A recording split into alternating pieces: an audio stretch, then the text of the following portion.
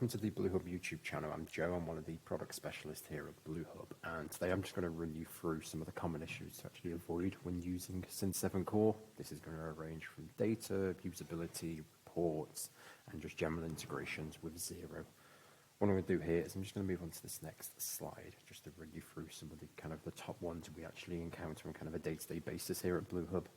First one here is going to be your leading zeros and having dates inside of SKUs. This is mainly causing issues as in when you are importing and exporting out of the system, opening up a CSV inside of Excel, and how the data gets converted into those different scientific notations or data formats within the system.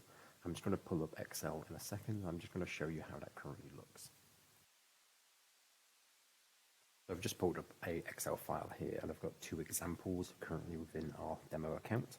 Our top one here is a SKU which currently has a leading zero in front of it.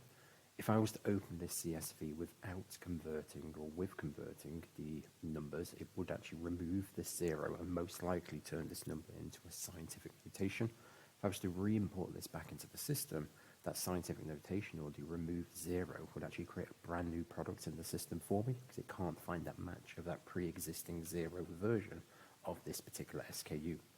The second one from here as well is going to be a data format within the system, and this particular product, when actually viewed inside the system, just has the SKU of 1-01.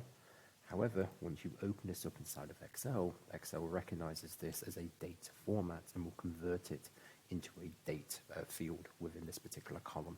There will be a video linked below which actually runs you through how to import and export data correctly with CSVs and Cin7 to avoid issues like this happening within the future. Second one here is barcode scientific notations. So this is going to be a lead on from the first one, which I've just covered on here.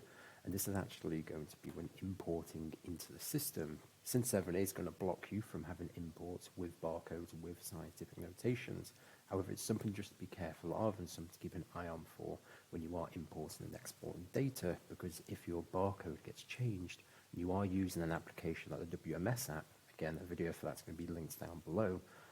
It's actually going to have an impact on how you are scanning those individual items within the system because you won't be able to find them. If I just bring up an error page on here, I can show you how that looks within the system.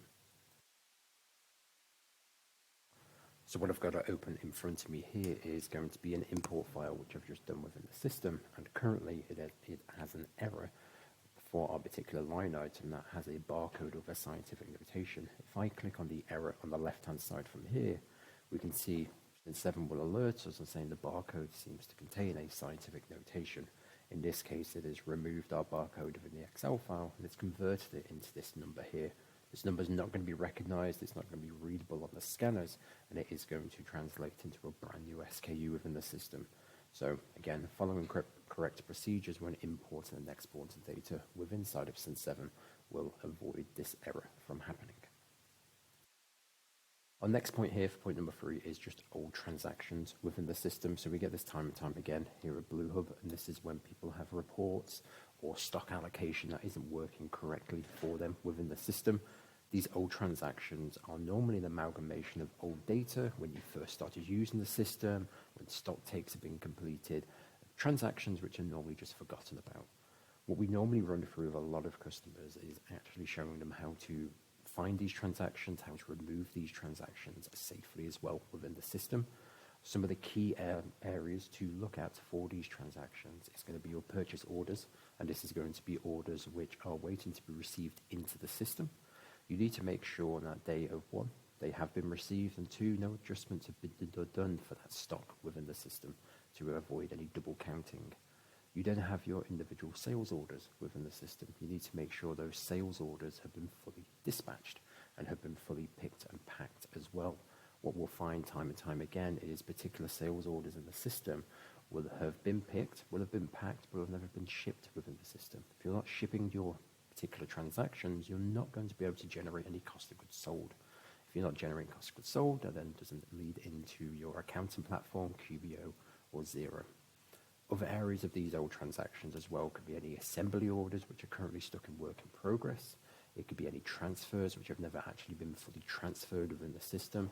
And again, there might be adjustments as well which may have incorrectly been put on within the system, or it's just old data that needs to be overridden with normally a fresh stock take.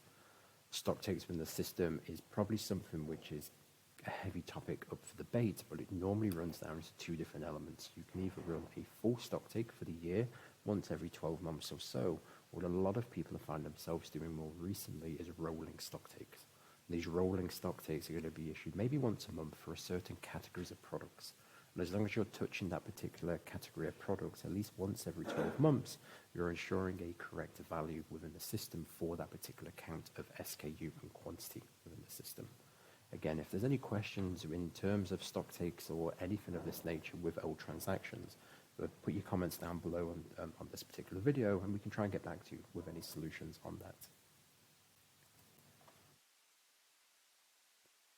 One of our fourth options here as well is actually around the stock value within the system. And this is how it's going to be reported within your accounting platform and reported inside of Cin7 Core. If you are running stock values inside of Cin7 Core and you're running it via the inventory and availability screen to see what your current available stock value is, that's going to be an amalgamation of everything that's work in progress, your goods received not invoiced, and your goods invoiced not received within the system. However, if you're running your valuation for your stock inside of, say, Xero or QBO, if you are using these particular account codes within the system, that's going to be split down.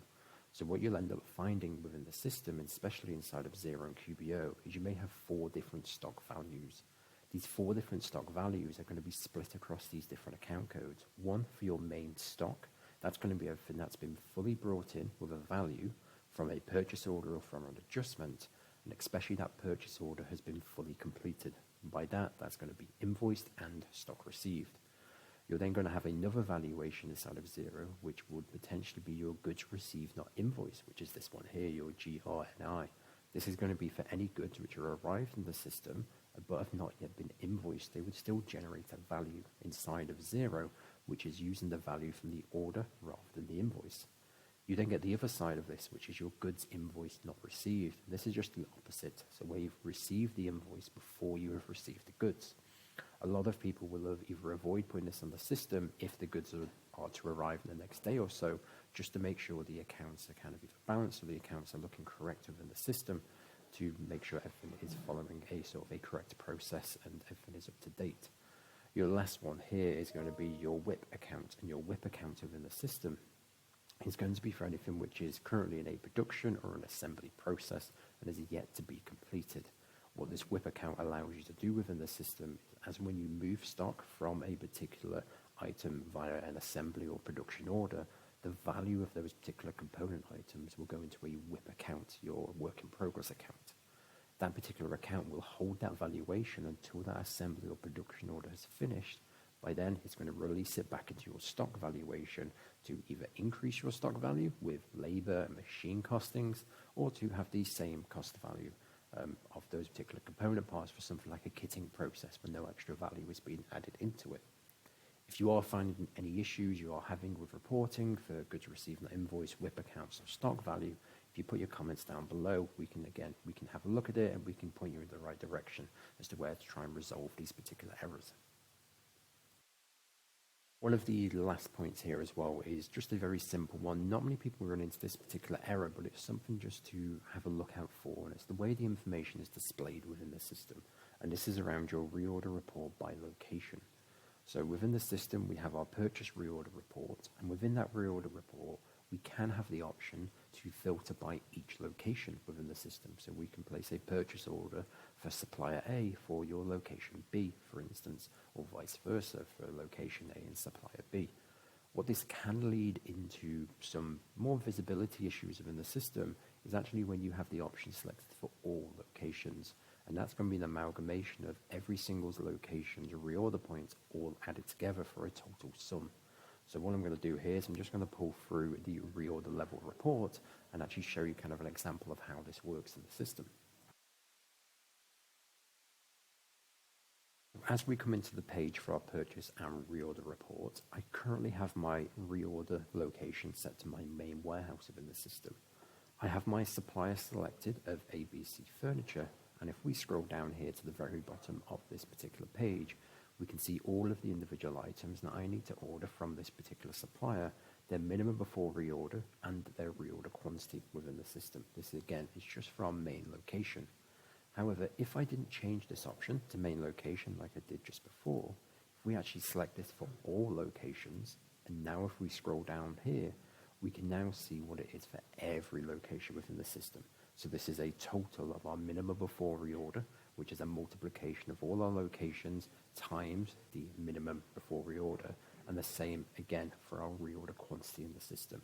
So if you're having sort of mismatched data for your reorder quantity and your minimum before, it might be an amalgamation of all of that data between those locations added together via the drop down at the very top of the page for all locations. What I'll show you now is if we go into settings and general settings, from here, if we go into purchase process customization, we can actually have a look at this option by selecting either each location or all product units within the system. And this again will just allow you to pick and choose how that particular report is going to run and how your minimum before reorder set is going to work within the system. Again, if there's any questions, put them down in the comments below and we can try and get back to you. That kind of summarizes everything which I wanted to run through today. These are just some of the issues which we encounter on a normal day-to-day basis with a few different customers, and it's something which, again, you should be looking out for within the system. If you have any questions on how any of this works within the system, please, again, put your comments down below, like the video to kind of share visibility around with other people, and if you have any other requests for any future videos, please let us know, and we will get around to doing those for you. Again, thank you for watching, and I'll see you again soon.